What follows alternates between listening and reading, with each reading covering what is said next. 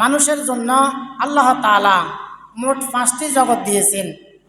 একজন মানুষের জন্য আল্লাহ তাআলা মোট 5টি জগৎ দিয়েছেন। তার মধ্যে 1 নম্বর জগৎ হচ্ছে আলমে আর রুহের জগৎ।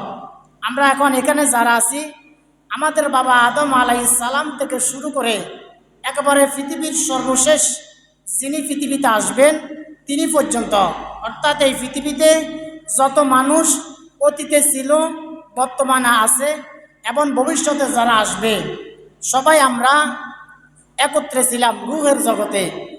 রুহের জগতে আল্লাহ তাআলা আমাদের সবাইকে একত্রিত করে প্রশ্ন করেছিলেন, জিজ্ঞাসা করেছিলেন, আলাস্তু বিরব্বিকুম, আমি কি তোমাদের রব নয়? আমি কি তোমাদের মালিক নয়?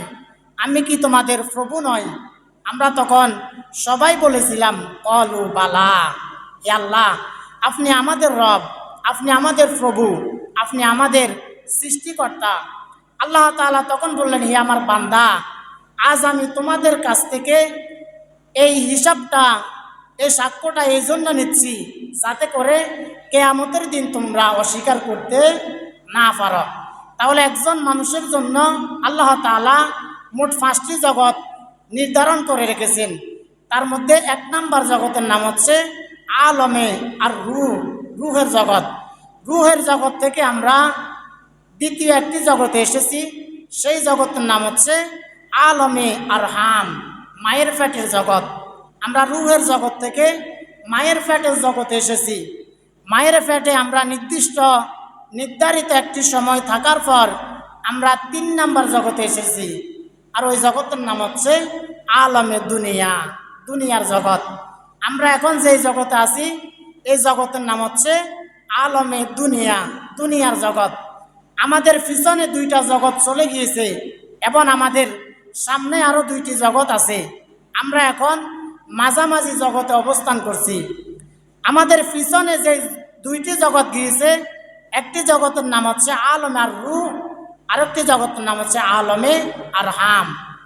এরপর 4 নম্বর জগতের নাম হচ্ছে আলমে বারজাখ। 3 নম্বর জগৎ আলমে দুনিয়া।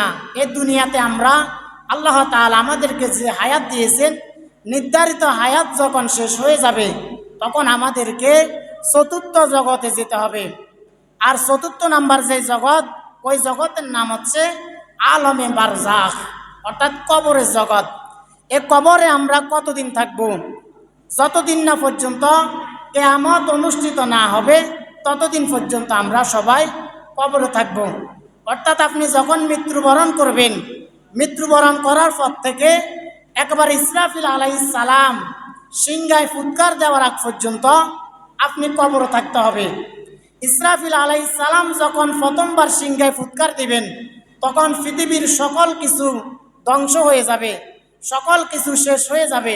আল্লাহ তাআলা ইসরাফিল আলাইহিস সালামকে আবার জীবিত করবেন, জীবিত করে বলবেন, তুমি তোমার দ্বিতীয়বার সিংহায় ফুৎকার দাও।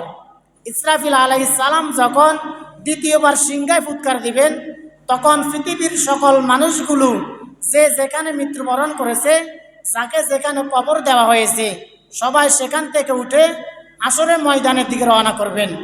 মুমিন বান্দারা যখন কবরে ঘুমিয়ে থাকবে, ইসরাফিল আলাইহিস সালামের সিংহার ফুৎকার দেওয়ার পর তারা ঘুম থেকে উঠে তাদের চোখগুলো ডলাডলি করতে থাকবে। চোখগুলো ডলে তারা বলতে থাকবে, আমাদেরকে আজকে কে জাগ্রত করলো? আমাদের এত আরামের ঘুম ছিল। ফেরেশতারা তখন বলবেন, ক্বালু ইয়া ওয়াইলানা মান বাআসানা মিন মারকাদিনা। ইমানদার বান্দারা বলবেন, আমাদের এত আরামের ঘুম কে ভাঙলো? আমরা তো খুব আরামে ঘুমাচ্ছিলাম, আমরা তো কিছুক্ষণ পূর্বে ঘুমিয়েছিলাম।